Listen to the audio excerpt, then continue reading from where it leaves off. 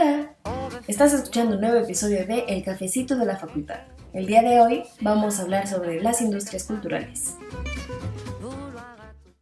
¿Qué onda, bandita de la FAC? Acá nosotros otra vez trayéndoles información chingona de primera mano.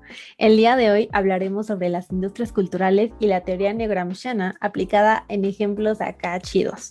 Uno es el del America's Ass, alias Capitán América, y el otro es el de las empresas que utilizan a los y las influencers para promocionar sus productos.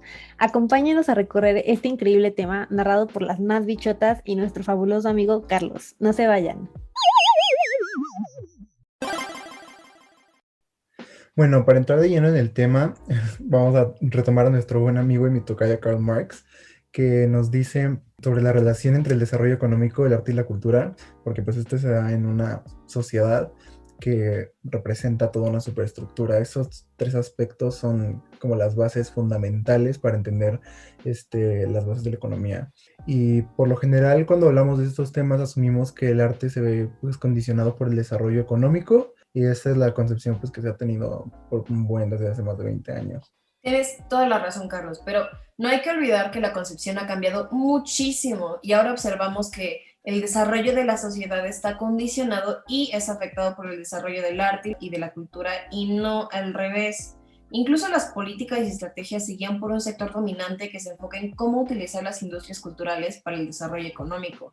Y es que en este sentido, pues tenemos que mencionar a la urbanización sociocultural, que se refiere a los efectos que crea la ciudad sobre la población que la habita. Y ahí, compas, pues ahí es donde entran los productos culturales, las formas de representación simbólica y todas las representaciones colectivas que se van desarrollando dentro de cada sociedad.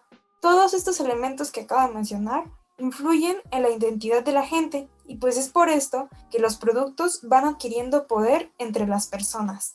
Y es aquí que la cosa se complica. El problema es que vivimos en una sociedad dominada por el liberalismo y esto dificulta las relaciones que existen entre los poderes y la cultura. Si el gobierno intenta controlarla, esto ya caería en la propaganda. Por ejemplo, nuestro vecino del norte, Estados Unidos, siempre ha querido meter las manos en Latinoamérica y eso ya no se considera difusión cultural, más bien se trata de manipulación e incluso intromisión. Además, no pueden realmente ejercer un control total sobre la cultura porque pertenece a las masas, o sea, a la población. Sería imposible establecer dominación sobre ella. Así es, Veré. América Latina Unida es vista por Estados Unidos como una amenaza en su desarrollo hegemónico. De hecho, esta región ha beneficiado en muchos aspectos al Estado fundado por Washington. Se podría mencionar solo algunas, como el establecimiento de empresas transnacionales, la colocación de bases militares, negocios extraordinarios como el Canal de Panamá, por decir algunas. Pero por supuesto, la difusión de su modo de ser, usualmente conocido como el American Way of Life, también es súper importante. Sí, justo ayer, o sea, aparte, ahorita que dijiste lo del desarrollo económico, el concepto de hegemonía es súper importante, o sea, si no entendemos esto, tampoco vamos a entender el impacto de de las industrias culturales, porque, o sea, no es como que sean no es suficiente el uso de la fuerza y el uso de hard power, de poder militar. O sea, tienes que influenciar a todas las masas, tienes que convencerlo. Y pues, o sea, muchos lo hacen a través de los productos que la gente utiliza en su cotidianidad, para que sean convencidos como de liderazgo de este hegemón. Totalmente, y pues esto me recuerda mucho a la hegemonía cultural de Gramsci, que es, pues así, sin hacerles más del choro, es un sistema de valores en conductas y creencias que son utilizadas para fortalecer el status quo y pues reafirmar el poder absoluto del hegemón. Y por ser un tipo de poder interiorizado, la mayoría del tiempo pasa desapercibido en nuestra vida cotidiana. En el episodio de hoy, nosotros estaremos platicando justo de las industrias culturales y cómo es que han permeado nuestro tiempo de ocio, además de que influyen cada vez más en nuestra forma de ser. Ahora que estamos hablando de las industrias culturales, es importante que reconozcamos que introdujeron un nuevo concepto al crecimiento económico. A esto se le conoce como culturalización de la economía. Debido a que las industrias culturales no han sido muy observadas en los últimos años, se han realizado varios estudios y explicaciones para tratar de entender y dimensionar el impacto que estas tienen en la sociedad. Claro, hoy en día el concepto de desarrollo ha cambiado porque el factor principal de las sociedades es el conocimiento, la creatividad, el desarrollo social, la propiedad intelectual, todo esto. Y pues obviamente la mirada sobre el desarrollo es distinta porque la estructura de la sociedad es completamente diferente. Ahora la economía mundial se basa en todos estos elementos que mencioné y ello obviamente desemboca en muchas consecuencias. Y de hecho, pues gracias a las investigaciones que se han realizado, pues se planteó que el impacto de las industrias culturales en la economía moderna se divida en lo económico y lo no económico. Por ejemplo, a ver, cuando hablamos del impacto no económico, nos podemos referir a la inclusión, supuesta inclusión de minorías como la comunidad latina, afroamericana, indígena, asiática, musulmana, o incluso a la innovación tecnológica. Me refiero a que estos grupos también representan una ganancia para las empresas que producen contenido cultural. Sí, o sea, y del otro lado también están, o sea, en todas las décadas recientes todo lo que se ha visto sobre la importancia económica de estas industrias culturales, o sea, desde que se empezó a observar y a estudiar, pues vemos que el impacto realmente es muy importante, o sea, y los crecimientos se ven en indicadores, no sé, como el Producto Interno Bruto, el valor agregado bruto, etcétera. Sí, y pensemos en las cantidades millonarias de dinero que han generado las películas, los cómics, los juguetes y pues todo lo relacionado con el universo de Marvel y con el género de los superhéroes. O sea, no es en vano que las cadenas de entretenimiento inviertan fuertes sumas de dinero para financiar y promocionar todo este tipo de productos. De hecho, como vimos en el episodio anterior, un claro ejemplo de la fuerte influencia que tiene este tipo de material la podemos ver sin lugar a dudas con la figura del Capitán América. Precisamente, Bere, el cómic del Capitán América es un producto cultural que personifica los valores estadounidenses de democracia, justicia, libertad, la identidad y el rol de ser ciudadano estadounidense. El Capitán América se convirtió en una figura simbólica, reforzada por la historia. Nació en el contexto de la Segunda Guerra Mundial y tocó a su audiencia, permitiéndole influir en la nueva identidad nacional. Además, el personaje apela a la juventud y la modernidad en la medida en que éste evoluciona para adaptarse a los cambios sociales y culturales. Exactamente, Jess. Incluso hablando de cambios en el paradigma, la introducción del primer superhéroe de origen afroamericano, como es el caso de Falcon, reconfiguró el discurso que se tenía en los años 70 cuando se desarrollaban movimientos como el afroamericano de Black Panther. La entrada de Falcon dentro de un mundo dominado por hombres blancos simboliza una ruptura de estereotipo físico, pero no ideológico. Uy, y ahora que están mencionando todos estos productos culturales, la cosa es que siempre han dependido del capricho de los poderosos. Ahora no se trata de patrocinar la cultura, sino de ser la cultura en sí. Y pues esta se ha moldeado en un punto medio entre los intereses de aquellos situados en el poder y la expectativa social de bien público. El Capitán América representa el bien y todos estos valores, pero el bien a la gringa. Y eso significa que Estados Unidos sigue teniendo el poder del hegemón al universalizar su ideología.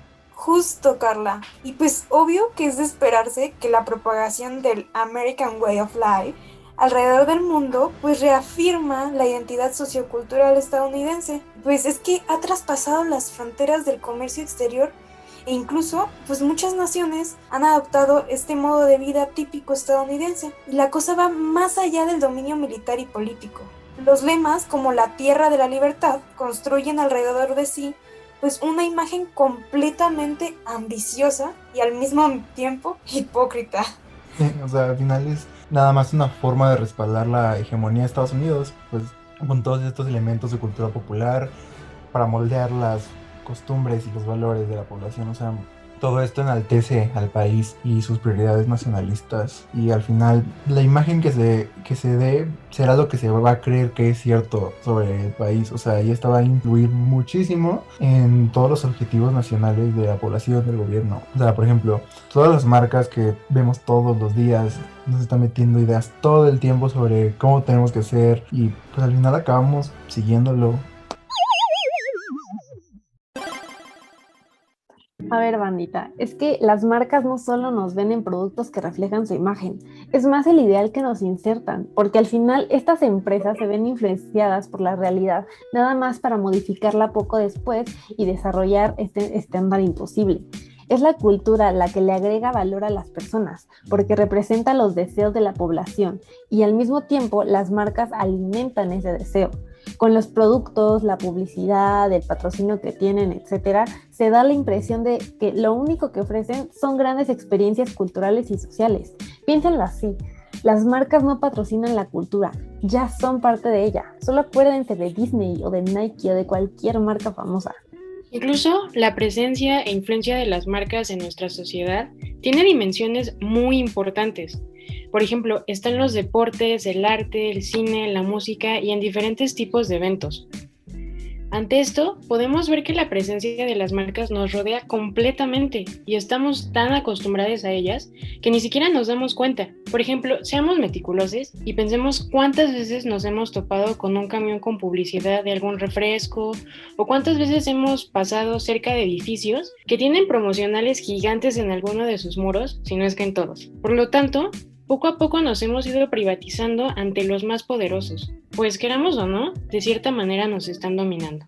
Así es, Bere, y lo podemos ver perfectamente bien con la élite política que se manifiesta muchísimo más en tiempo de elecciones, que pues eso ya lo vamos a tratar un poquito más adelante. Y pues, ¿quién no recuerda los spots del PS en estas votaciones o el Movimiento Naranja con la famosa cancioncita pegajosa? Ya que mencionas lo de promocionales en edificios, recientemente estaba siendo bombardeada con la imagen de un político que no mencionaré acá en Coyoacán. Ahora que lo dices, Carla, sí que es realmente impresionante cómo estos influencers con mero poder económico se terminan transformando en seres con un gran poder político, porque están dominando el escenario virtual. Entonces ellos buscan instaurarse y reafirmarse como líderes hegemónicos de la sociedad. Pues es que al final de cuentas están moldeando y permean, y valga la redundancia, influyen en las ideas y valores de las personas que tienen a su alcance. Porque no olvidemos que vivimos en la era de la información, ¿eh?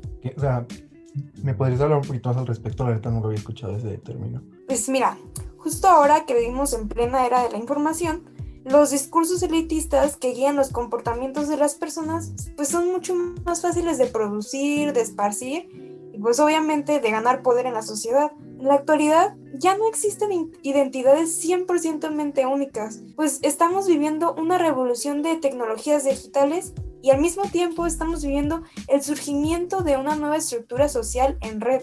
Este es un proceso de transformación multidimensional que es incluyente, pero a la vez es excluyente y está subordinado a los valores e intereses dominantes en cada sociedad. La información y el conocimiento han permitido concebir servicios nuevos y crear numerosos empleos, pero también ha transformado las tareas cotidianas. Y es que hoy en día la mayoría de las personas trabajan con mucha información, por lo que ésta se ha convertido en un valor en sí misma. Y con esta misma, pues se han creado múltiples identidades en las que se mezclan tantos valores que muchas veces ni siquiera reconocemos que estamos guiados por la identidad de otras personas. Sí, muchas gracias. O sea, yo nunca había escuchado al respecto. Qué interesante. Y con todo lo que está diciendo de los discursos elitistas, pues los partidos políticos traen una carga ideológica enorme. Y pues, esto influencia directamente en el discurso que tiene sobre la gente, ¿no? Y cómo se maneja la información.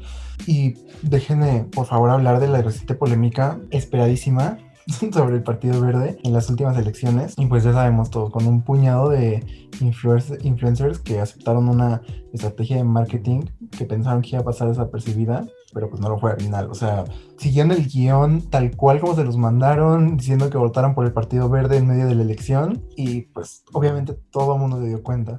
Gracias por sacar el tema a colación, Carlos. Verdaderamente fue una campaña fallida y a mi parecer algo estúpida. No solo hay que considerar el error del partido en cuestión de contratarles, también es necesario responsabilizar a las y los influencers implicados. Creo que no saben la dimensión que sus palabras pueden tener sobre el futuro político de México, y no estoy hablando de poca cosa.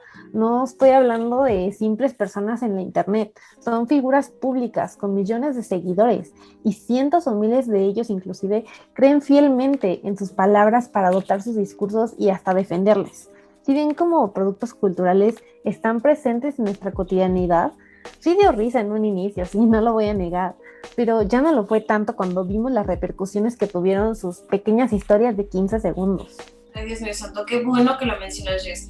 No me gustaría despedirnos del episodio de hoy sin mencionar el caso de la famosa Mariana Rodríguez Fosfo, esposa de el ahora candidato gobernador de Nuevo León. Considero que ella fue una figura trascendental para la victoria de su esposo en las elecciones. Tan solo su aparición en las campañas de Samuel y sus constantes videos virales apareciendo por todo internet dieron a conocer al candidato, no por sus propuestas o por su singularidad, porque finalmente es un candidato común y corriente, pero la particularidad de la personalidad de Mariana y su presencia en redes sociales provocaron que muchas personas desinformadas votaran por el único nombre conocido que vieron en la boleta electoral, Samuel García. Y otra cosa que tengo que mencionar es lo impactante que fue ver la boleta. Puros nombres de violadores, abusadores, acosadores, inclusive presuntos feminicidas. Y por decisiones legales vamos a dejarlo en presuntos, ¿no?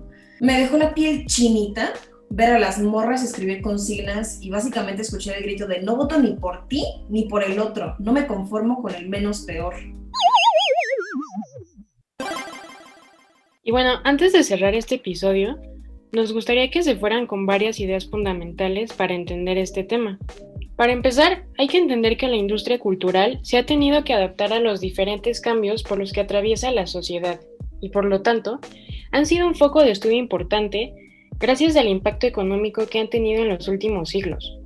Esto lo vimos con el ejemplo del Capitán América y el impacto del género de los superhéroes en la economía estadounidense de los últimos años.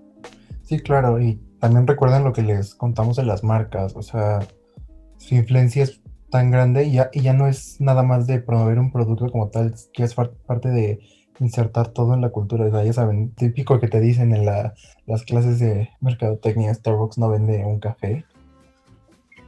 Pues ya llegamos al final del programa. ¿Tampoco no se quedaron con el ojo cuadrado, banda? Como científicos sociales es de suma importancia estudiar nuestro alrededor tanto concreta como abstractamente. Les invitamos a cuestionarse y observar el impacto de la cultura al momento en que deciden qué prendas vestir o qué canciones escuchar. Ustedes son parte de la cultura y sus hábitos son producto de ella, no lo olviden. Anyways, les agradecemos por haber escuchado nuestro brevísimo discurso de la ONU de 20 minutos. No se pierdan los siguientes episodios de El Cafecito de la Facultad. Bye bye. I'll be back.